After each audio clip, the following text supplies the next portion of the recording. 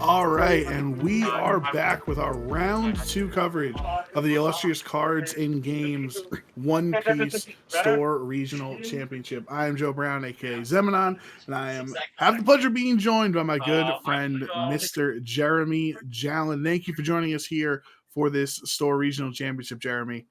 Thank you. I'm excited to be here. Excited to watch some One Piece OPO7 action. It's gonna be great. Yeah, it's really fun, and Illustrious is my home shop. It's where we play our locals. For anyone who's just watching the tournament here on Twitch who doesn't follow Illustrious, hit that follow button, have notifications on, because Illustrious streams all of their card games every single day. You got the Digimon streams, Yu-Gi-Oh streams, Lorcana, One Piece, everything. Illustrious is always streaming, and so I always go on Thursdays, Jeremy. We get usually about 35 to 40 players every Thursday, which is a really strong showing for a local scene playing One Piece, and it's a lot of fun, a lot of good experience. Yeah, it's what 2/3 of this tournament. Has to be some good locals there for sure. Yeah. What's 64 players in this store regional, and how many tried to sign up? It was over 650 people tried to sign up. Not when we saw some of the names on the list, it was not all locals. It was people from different areas, maybe other parts of New Jersey, or maybe even you drove a couple hours away to get to the store regional today. So definitely a lot of fresh faces your first time in Illustrious today. All right, so it looks like Rob Lucci up against Enel, and seems like Enel's keeping the hand here with Onami, Shirahoshi. I see a Yamato top end there. I think the Enel is I think it's a frustrating matchup for sure. It's one of those. Enel is one of those gatekeeping decks in the format right now in set 7 that kind of forces your opponents not to play the game the way they want to. Where you traditionally you want to attack your opponent's leader to get their life down, but Enel wants to have low life, and a lot of times Enel just straight up will not attack your opponent's life cards whatsoever, and you want those life cards in your hand so you can have some card advantage. So Aaron's gonna have a tough time here against Melody's Enel, depending on how the matchup plays out. Yeah, and usually with a lot of these Rob Lucci lists, they just try to make it into the late game, and they just continue to play those bigger bodies on the board and try to overwhelm your opponent. But it's definitely going to go to the late game against something like Enel here. Oh, absolutely, yeah. Even though Enel starts at 4 life, because of its leader ability, when Enel's life trigger counts at or gets to 0, you can put the top card of your deck into your life and trash a card in your hand. And then, of course, there's a million trigger effects that Yellow has available out of life that are ways to regain life and just be absolute nuisance to your opponent. But if this Lucci can do something about it in the late game, it would definitely be with those big bodies you mentioned. Speaking of nuisance, Onami hitting the board, Dawn attached to Enel, 6K to Aaron, and having to ditch that 2K Khalifa early. Right, you don't want to trash your life. Lucci does have 5 life available, but you don't want to have to go right to your discard. You want to put your own cards in your trash. You don't want Melody doing it for you. Yeah, anytime you could draw a card, that's always great. So Banish is always scary to try to stare down. Now in the spot with 5 life. There's not a lot of low cost cards that Enel are really playing besides this Onami. You'll also occasionally see the blocker Shirahoshi from EBO1 as a 2-cost card. But besides that, most Enels have really ditched the Sky Island package over the last couple sets. The Shura, Haliom, all those early game Sky Island cards have kind of fallen to the wayside for the higher end things like 9-cost Yamato, 10-cost Ace in this new set. So I wouldn't be surprised if the Enel players, they don't really play a lot of early cards and just swing and play simple things like this Shirahoshi. Yeah, your curve really does start getting aggressive at 5. You got Gadatsu, some let's play Sabo. You could even go more rush with Ace, but it's all that top end, the Yamato, the 10-drop Ace. It is insane to try to just combat that, especially with such a sticky leader. Like, you're just giving them more cards if you keep attacking every turn. Right, for sure. You saw that Melody actually trashed a Gadatsu and a Sabo, the Sabo from the starter deck 13. So it makes you think they have things available in hand, like potentially another Gadatsu or another Sabo if you're so willing to trash those valuable cards. Well, Brooke comes down for Aaron, basically the first play of the game, getting rid of that Shirahoshi, which is kind of not the best play you would think. It already did its job getting those filter with the 3 cards.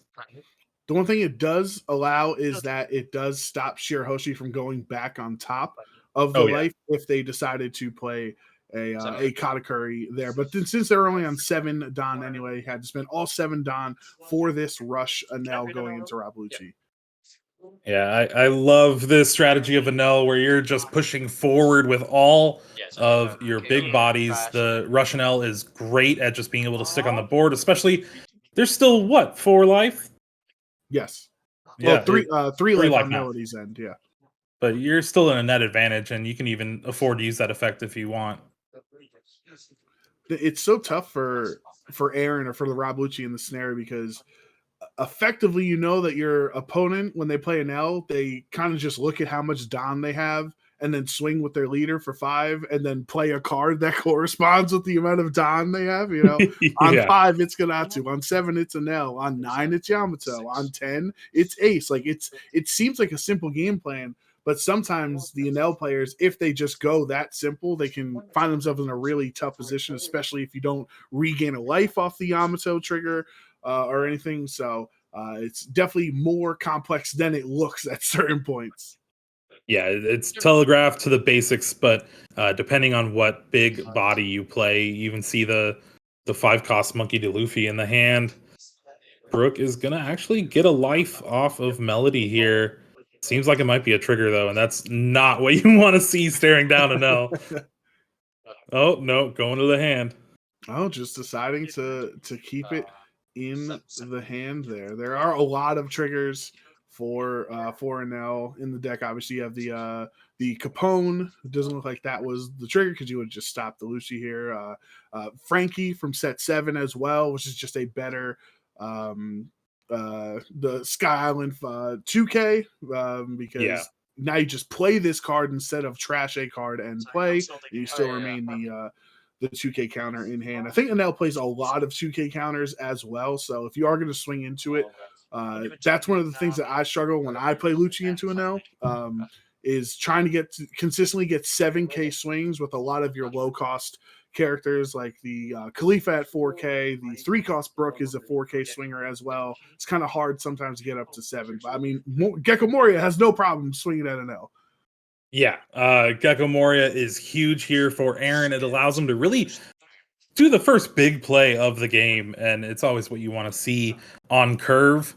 And didn't really need a swing 7. Enel kind of just takes those hits early too, just to get more card advantage. Its ability keeps it pretty safe, but I don't know how safe it's going to be now. At least clearing the board a little bit.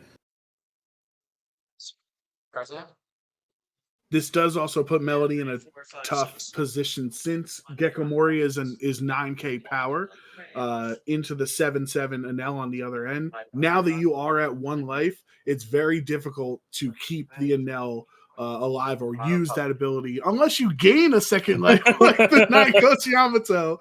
Makes your Enel a little bit safer. But when you're down to 1 life, a lot of times you are going to be forced to let that Enel get KO'd instead of trashing a life to save it. Thing is, we knew this was coming, right? It's just the Enel yellow curve that you're most likely going to see. You know that Yamato's going to come down on 9 Dawn.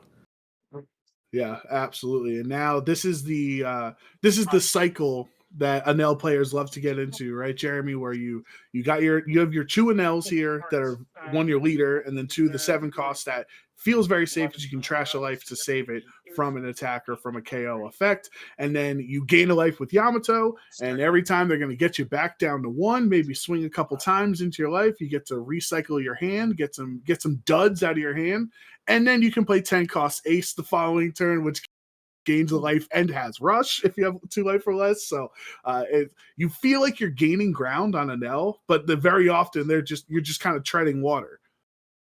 All right, well, here's the first big attack on the Enel on board, and Melody decides to pitch 2 cards to save it from that Gecko Moria. Let's see Definitely. if Aaron wants to commit anything else. Saying the 2 cards, you have a massive hand on Melody's end, so saving your life there to save the Enel, because you know future swings, following swings can go into Enel on this turn if you attach Don onto Rob Lucci and swing 7 into it. So just not trashing that life right away makes sense to trash a couple cards in hand.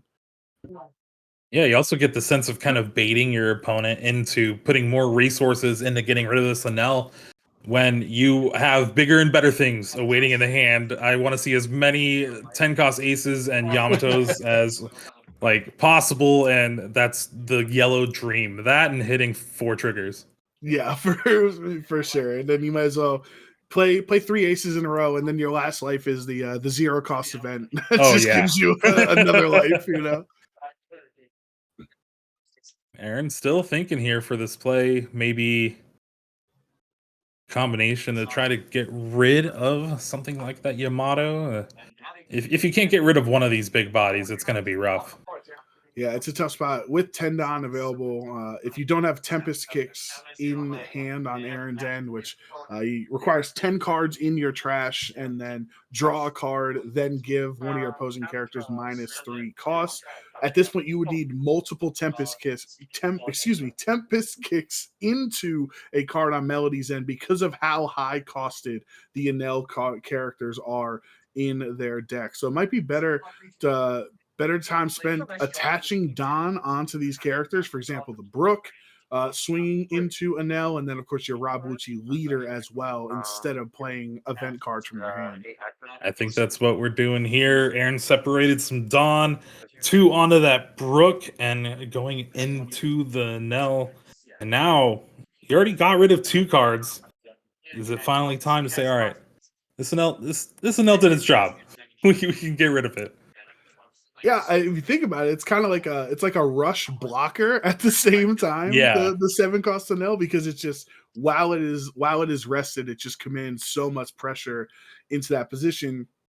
And every turn they swing at your 7 cost Enel is a turn that they're not hitting your leader, which is something that Enel players really are all about. And of course, because you have such high cost of characters in your hand, who knows, you might even have another Enel to play the following turn. All right. Well, seems like the beige blocked that 8K attack. Aaron has another 7K attack maybe lined up, but it would require kind of sacrificing a play for this turn. If it's something like a Gecko Moria. I also think if I counted properly as Melody was checking Aaron's trash, I believe they were at 9 cards in the trash on Ooh. Aaron's end, because they took 2 cards out for the Gecko Moria on the previous Yeah, the turn. So Lucci. right. So they would have to play an event in hand, or if they have the 8 cost Sabo that allows you to trash a card from hand to KO a character that would Oh, be a way to get up to 10. But they've already used 2 Don, so you have 8 Don available. If you're Melody, yeah. you gotta be worried. Is a Gecko Moria worse, or is the 8 cost Sabo worse? I don't know if Aaron has much of either. There's a Spandam in there. There's an There's a Ice Brook. There's Age. a 6 cost Brook. There is a 6 cost Brook. So maybe Ice Age Brook, some kind of combination of that. Yeah, I think that's what he's deliberating. It's such an important turn, because Melody's response, if you don't get rid of either Enel or Yamato and they stay at 2 health next turn, it's just the game can quickly snowball away, because the amount of large bodies that Enel can get on to the board. So Aaron's gonna have to do something to get rid of one of these 2 characters at minimum.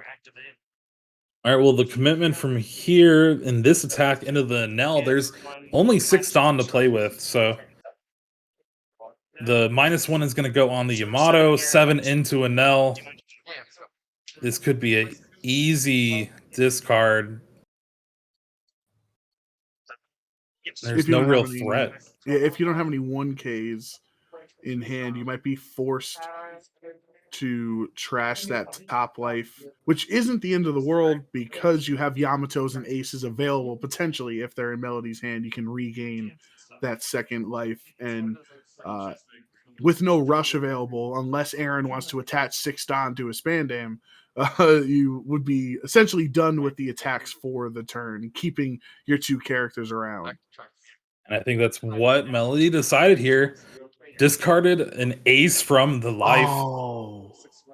And here we see Ice Age. So 6 on that Yamato. Now that would 5 be Dawn enough to play with. for the Brook to trash the. Yeah, the but now Yamato you don't have enough Dawn now. Brook Oh, is that's right. the It's a 6 6 cost. cost. Yeah. So we're going 2 Kaku on. gets there. Kaku is a 5 cost, gets there. KO a 5 cost or less. No, I think it ended up going swapping to the Enel with the Ice Age. So Ice Age -5 to the Enel. Rob Lucci comes down and takes care of the Nell since it already used its effect. And now it just leaves Melody with the Yamato, and you have kind of a good board, but another Yamato can just break it up again. Right, and that one was from the Rob Lucci leader, lowering the cost there. So that was why it wasn't a 1 cost as I was looking at it. It's just it was an 8 cost there. But it looks like attaching. Oh, this is 1. Yamato. This is Yamato 100%. Yeah, why else would you need 9 Don, Jeremy? For reasons. You can also swing your Yamato into Gecko on the other end if you're worried about the board. You know, there's a Lucci, there's a Brook, and a Gecko. That would at least force a couple cards potentially out of Aaron's hand. But so that might be the best spot here on there for Melody to just try to swing into Gecko, knowing that full well they're going to protect it, but you can at least get cards out of their hand. Ooh, okay. Gets rid of the Spandam with the Yamato. Interesting to swing at life there, to go down to 1 instead of trying to get the threat on the opposing side of the Gecko Moria off the board. I guess Melody believing that the following turn, if they can keep their 2 Yamatos plus leader swings and there's only 1 life remaining, that no matter what Aaron plays, unless it's 2 Sabos on this turn, that they can go for game. Yeah, well, you have to think about it. Both of the players are down to 4 to 5 cards in hand before that attack. So you kind of have to think, with my leader ability and 2 life and this Yamato threatening again on the next turn, and the potential of a Rush Enel or Ace, that Aaron kind of has to do a lot of work, and already had to do a lot of work to get rid of just the Enel last turn. Yeah, definitely. You also don't have the Ice Age available potentially. You know, it's not set 6 anymore where black decks are running 4 Great Eruption and 4 Ice Ages.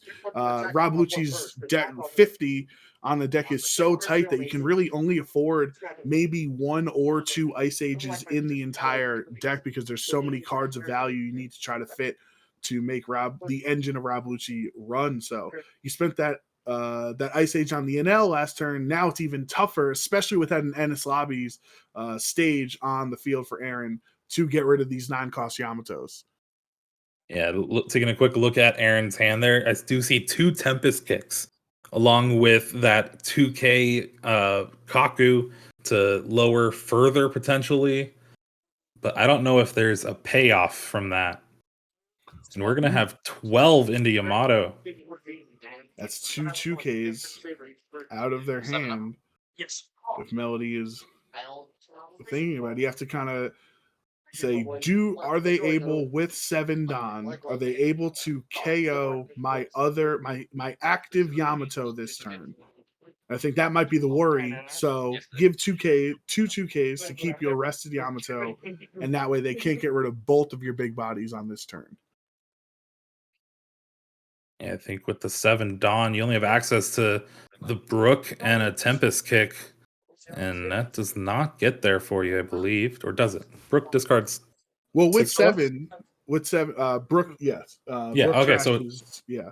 But with 2 Tempest Kicks and a Kaku, you can get there because Kaku KOs a 3 cost or less. So Yamato would go to 6, then to 3, and then you could play Kaku for your 5 remaining.